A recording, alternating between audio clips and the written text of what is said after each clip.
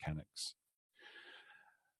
And here's another little schematic. So far you've had the pelvis as a bowl, and you know that your spine is like a skipping rope, and now here's this little schematic here. So you can say that if you look at the human skeleton, you have three very large bony masses: the masses of the head, the mass of the chest, and the mass of the pelvis, and they're all linked by this kind of flexible spine. Yeah. And the job of your brain is to organize those masses in the field of gravity so that you don't fall over. So it is, whether you believe it or not, it is a very remarkable feat that you can stand upright over these two little pins down there and not fall over. It's quite astounding, yeah, because this is quite a balancing act. Now, if you're sitting on a chair, sorry for my aesthetics. So if you're sitting in a chair, then your balance, your foundation or your base of support is mostly here. Those two little sitting bones right underneath there. That's not much support. When you start to follow that object around in space, you are still having to keep yourself occupied with balancing these three masses above each other. If you decide for this option, you don't have much range. Because if you start to lean your whole body backwards, you start to make that noise that Gloria made. Whoop, yeah? You know you're going to fall. So what happens when you fall? Your brain responds, it braces and tries to pull you back. That's what happens. I think last segment I said that standing is this continuous falling and coming back, a continuous falling and coming back, and continuous falling and coming back. So to follow that object and follow it upwards, this is not a great idea. You're not going to be able to look at the zenith. You really aren't. Ditto. Oh, here you can get away with it more because why? You can shift your weight onto your feet. But backwards is a killer. Yeah, you will fall. Just in the same way that if I ask you to stand and lean yourself backwards, you can't go very far backwards because look at the length of the foot in front and look at the little short length of the heel behind. There's not much support to go backwards. So then what must happen? There has to be a redistribution of body weights. So yesterday I said for something that goes backwards, something must go forwards, but I didn't finish the sentence in order to stay in balance. So if you're here like this and you take your head backwards, then if you take your chest forwards and roll onto the front of your pelvis, can you see that the head is now still above the pelvis? So you've taken a body mass forward to counterbalance the weight of the head going backwards. And you've taken a nut and you've changed your base of support, whoop, and everything is still stacked. And ditto, you can go this way and do the same thing. Can you see that that is now still above that? It's not here and it's not there, it's right above. So literally, you continue to remain balanced via the same principle as a seesaw remains balanced when you add a little bit more weight here and a little bit more weight there. So that's what this whole lesson, you could say, biomechanically has been about. How available are you to balance these body weights so that you can stand on that leg, stand on this leg, stand on the heels, stand on the feet, stand anywhere you like. Because if there's a dynamic relationship between these three, balancing becomes a breeze. If there's a stiffness, very often in elderly people who have experienced a fall, they stiffen themselves. And that actually works completely against what they need. Then they become this stiff rod. And it's easier to fall when you're stiff. It's harder to fall when you're pliable. I'll repeat what you say.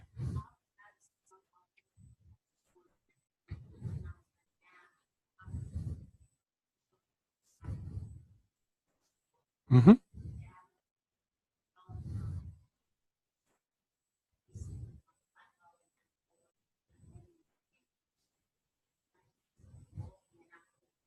Yeah.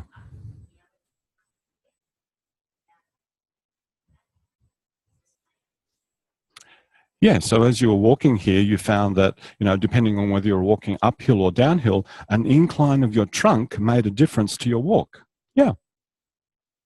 And that's a really nice thing to teach people who are worried about going up and down stairs. Yeah. Climbing upstairs, you don't necessarily want to be doing that. Yeah. It's actually a little bit easier if you just get a little bit more ape-like and climb the stair that way. Yeah. So this is where this kind of lesson makes sense, as well as being able to look at the stars every night. Yeah. Because our structure does allow that. Our structure does allow for our eyes to be directed towards the zenith. But notice where my pelvis goes. It goes forwards. If it went backwards, I'd only be looking at the stars for a little while in reality, and then I'd be unconscious and seeing other kinds of stars. Yeah. Does that make sense? So there's a little bit of thinking that you can play with as you're following that little piece of tape around. Oh, one more comment? Good, yeah.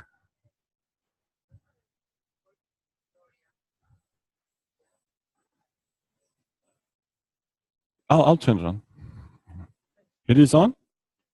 No, it's not on. It's not on. You are, oh, there we go. It's on now. Okay. You are permitted to be silly. Thank you. Okay. Yeah. All right. We noticed with Gloria how the seeing things conditioning also the movement. Yeah. When we were working with the eyes closed, the movement maybe were more organic, sensing which was the best Option. Yeah, the best option. And when we were looking, maybe it goes in block and not doing all this kind of creative movements. Yeah, that's right. And also thinking about the going upstairs. Sometimes we are looking there because we want to go there, and we are doing this movement not very organic, even just look there, but I am going down in this with this position, maybe more organic with this. Yes. You can bend your spine like that. Look up. Yeah, but it's here. Oh, yeah. A little. I know. No. Yeah. So that's a really important comment. If you do awareness through movement lessons all the time with your eyes closed, you get really good at sensing yourself with your eyes closed.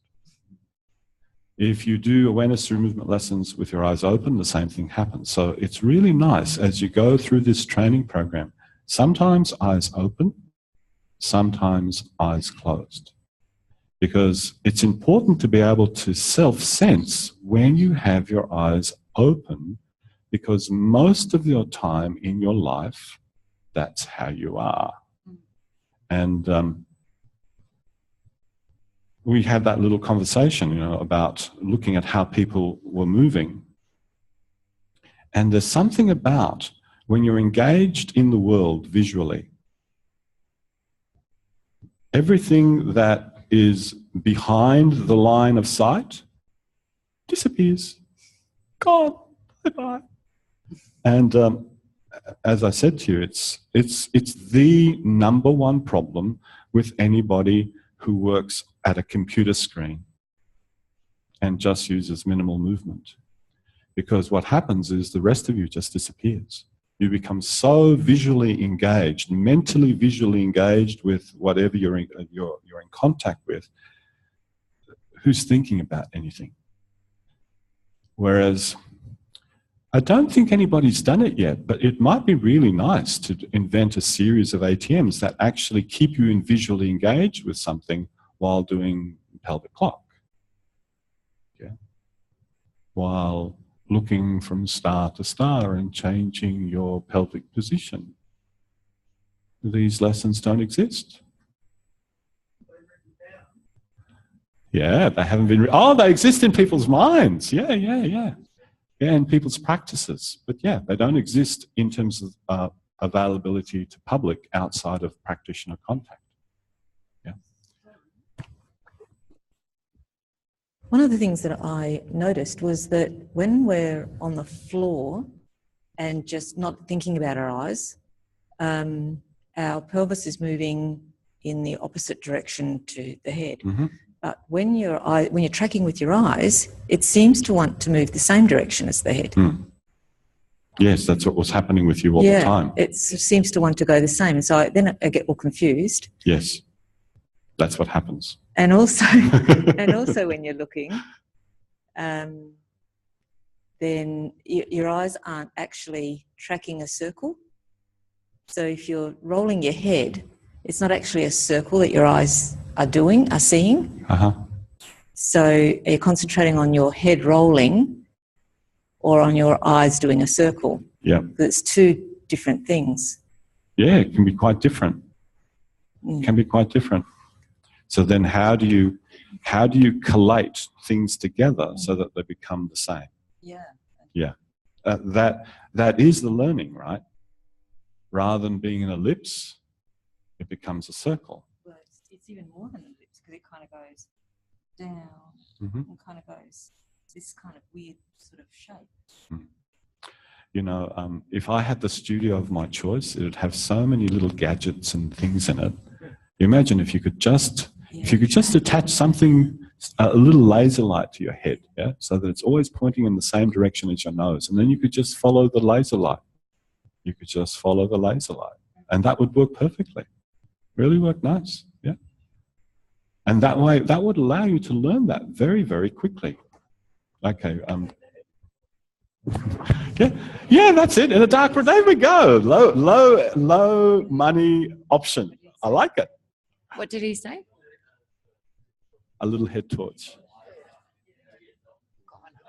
I could bring one tomorrow. Yeah. Yeah, you see. Right though. Nice. Just checking. Put a patent on that. Put a patent on that real quick. Good. Just checking. So we're not meant to be leaning on our arms for this. If we're sitting on the table. I mean, I left it open. I didn't say anything about arms. I let you make your choice. Okay. So if you've got a model like this, right, and this is your base of support, sorry, a little bit out of proportion, but that's okay. What happens if then you do that? What happens if you lean on your hand? Suddenly your base of support expands to be this big. That's a big base of support. You can actually move around a lot in there before you fall over. In the same way that if I stand here like this and try to rock myself left and right, pretty tricky.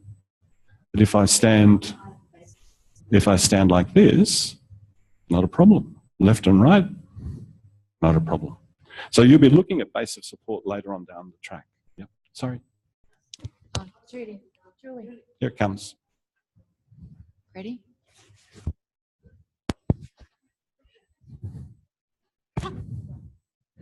Okay. No, I just want as a question. Can the feet not be counted as part of that base of support? Absolutely. So it really goes further than the hands. It goes from one side of the hands to the other side of the feet. Absolutely. Oh, okay. Yeah. So when you're sitting, if this is a chair sitting position, you have now a very big base of support. Yeah. If you're sitting on the floor with the legs folded in front, you still have a very big base of support. From the place on the floor where your feet are touching all the way to the back of your hands.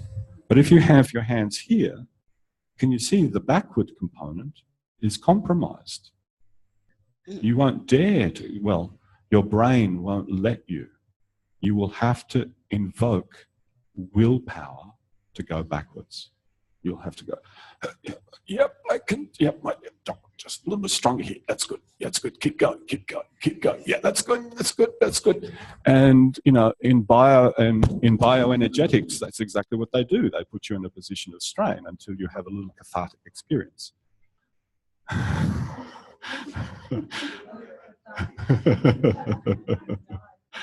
Anyway, so now that you know about this, could you go back, pair up, and the person on sitting, following, you now have a slightly different slant on things about what's available to you. Yeah, Alexander Lowen, bioenergetics, there you go. That was a theory of its time.